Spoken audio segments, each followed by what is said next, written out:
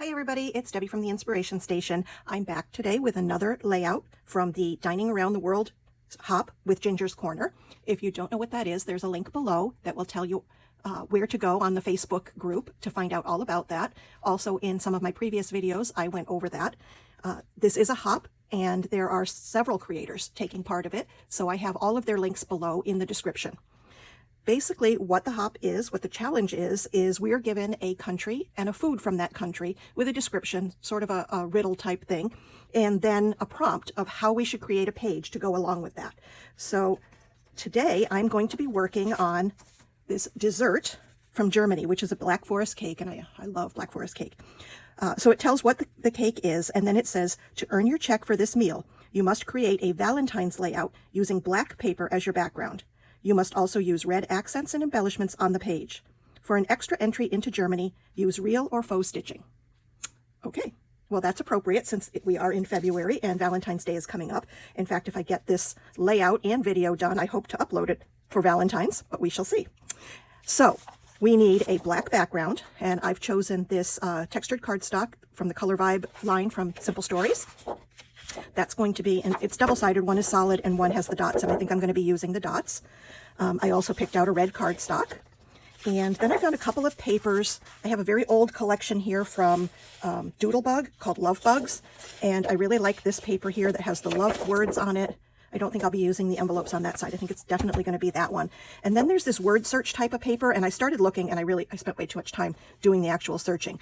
But I found words like sweetheart and February, holiday, girlfriend. So there's a lot of different words on here. And so I may end up using some of this as well.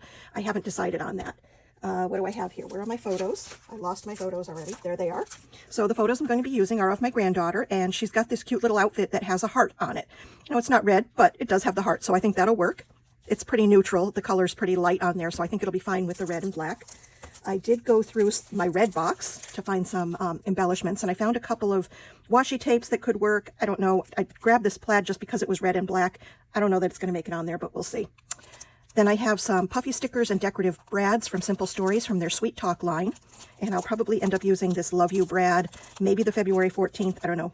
I need some red embellishments, so I pulled those. Then I had a couple of other things. This is actually a die cut from an old Maya Road die that I have, and I think it's adorable. I just don't know how I'm going to use it, but I do really like it, so that's going to be kind of in the back of my mind. And then there's this, it's a journal card, but it looks like a regular card, playing card, and it's got the hearts on it. And the reason I picked out this, because she's 10 months old in these photos, so I thought that was kind of a neat, a neat way of doing it. I don't know if that'll end up on there or not. So come along with me while I pull this together. I'm going to start by matting my photos. I'm going to make a frame style foundation for the page with the red around the black, got the center of the red so I can use it to mat the photos. So I'll be back in just a moment. To get started, I ended up gutting the center out of this piece of red paper. I'll be using that as the mat for the overall page, and also saving that centerpiece to use to mat my photographs. So that's what I'm doing here. And I have a question for you while I'm doing this.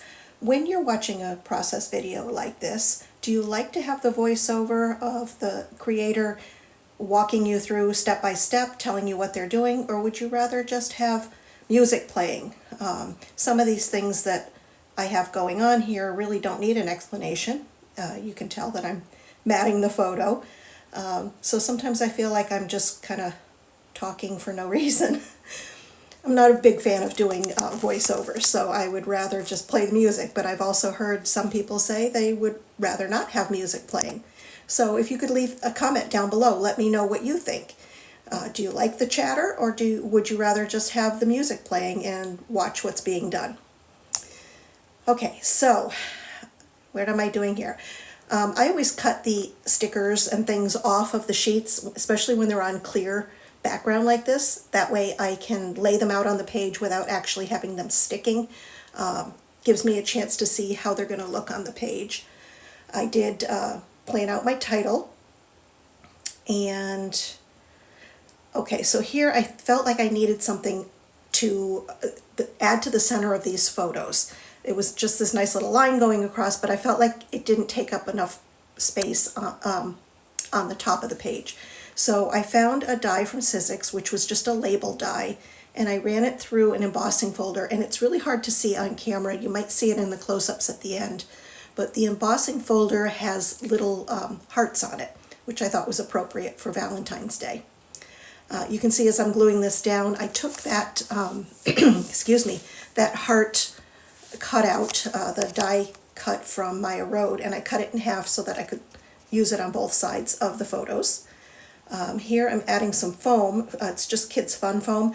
I actually used the same die that I cut the heart out with. I cut the foam.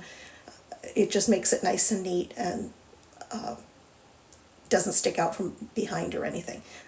So I'm going to lay out the title here. I'm not going to make you watch the whole thing, but I will get those on, and then I think, yep, so there's the ladybug stickers that I was searching for. Put those on. I did put one of them up on foam tape to raise it up, and the other two are flat to the page. Kind of gives some dimension. That one on the right is tucked under the heart.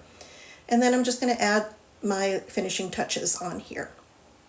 So I've got the white puffy hearts that came off that Paper House puffy sheet, the Brad from Simple Stories, and a big mess over there of my wax paper that I had the sticker things on.